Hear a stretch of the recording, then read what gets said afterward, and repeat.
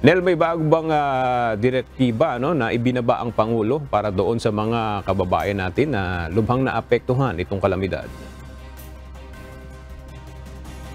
Yes, aga nais na matukoy ni Pangulong Ferdinand Marcos Jr. ang mga lugar na mga binaha kung sila ba ay nasa rescue o relief phase pa lamang. Ito ay upang malaman ng national government kung anong klaseng tulong ang dapat na ibigay sa mga lugar na naapektuhan ng patuloy na mga pag-ulan. Ito ang isa sa mga sentro ng situational briefing ni Pangulong Marcos Jr. kaninang umaga kasama ang mga kinaukulang ahensya ng pamahalaan. Nagbigay din ng direktiba ang Pangulo sa Department of Health na maglagay ng mga medical team sa bawat evacuation center.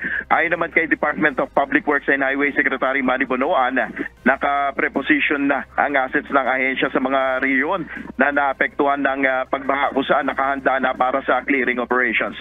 Iniulat naman ni Department of the Interior and Local Government Secretary Benhur Abalos ang ginagawang hakbang ng mga alkalde ng Metro Manila upang matulungan ang mga pamilya na apektuhan ng kalamidad. Samantala, bumisita naman si PBBM sa ilang mga lugar dito sa Metro Manila na mga binaha. Unang pinuntahan ng Pangulo itong command center dito sa Valenzuela City.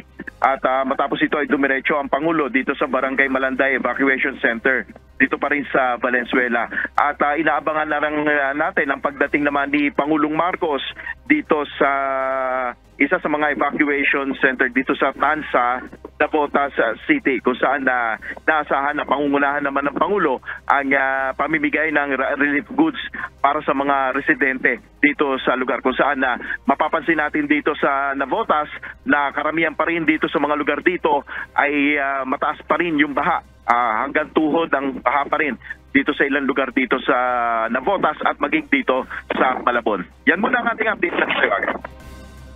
Maraming salamat, Nel Maribohok.